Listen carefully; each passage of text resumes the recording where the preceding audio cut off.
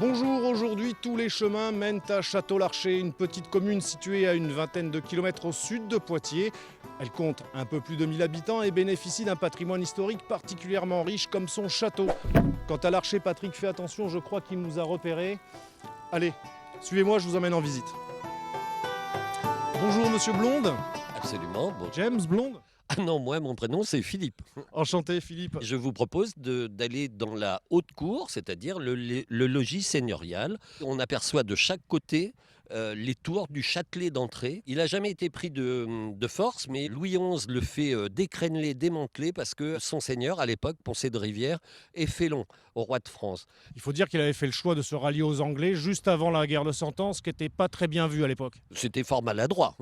Ce sont les anciennes cuisines du château, et c'est là, au 19e, en démolissant le château, que deux maçons sont tombés sur 1,5 kg de pièces d'or. Donc le trésor à Château-Larcher, maintenant, c'est la valeur inestimable de tout son patrimoine. Le trésor en or a déjà été découvert. Il n'y a pas que ce château.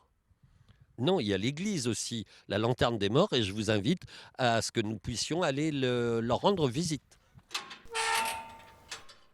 Donc là, nous sommes dans le cimetière avec la présence de cette lanterne aux morts. Elle est dressée dans ce cimetière depuis quand ? Eh bien, depuis le début du XIIIe siècle, la fonction des lanternes des morts, c'est de veiller à l'âme des défunts durant toute la nuit. Comment ça fonctionne ? Alors, un système de poulies et de treuils qui permet de monter la lampe jusque là-haut.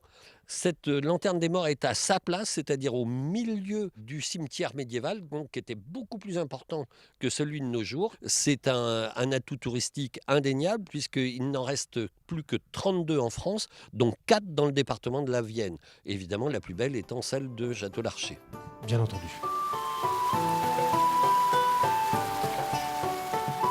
Patrick, on n'est pas bien là ? Nous sommes au Moulin Robin. Ici, la mairie organise régulièrement des chantiers participatifs afin de sauver ce patrimoine local.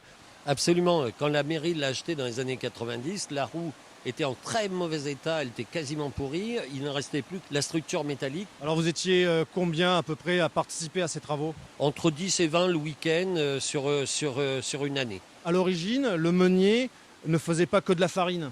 De l'huile de noix principalement, mais de noisettes, d'œillettes, de colza, toutes les graines qui pouvaient produire de l'huile. Il a eu l'idée de créer un atelier de charronnage pour fabriquer que des roues de brouettes cerclées de fer. Et ensuite, ces brouettes, il les expédiait dans la France entière. Exactement. Alors, mettons, je suis intéressé par un chantier participatif pour venir préserver et sauver le patrimoine local. Qu'est-ce que je dois faire ? Alors, vous pouvez nous contacter, les Amis du patrimoine à Château-Larcher. On a une boîte aux lettres à la mairie, ou contacter directement la mairie. Écoutez, moi je pense que si jamais vous êtes intéressé, n'hésitez surtout pas parce qu'il y a encore un petit peu de travail. Bonjour, monsieur le maire. Bonjour. Enchanté.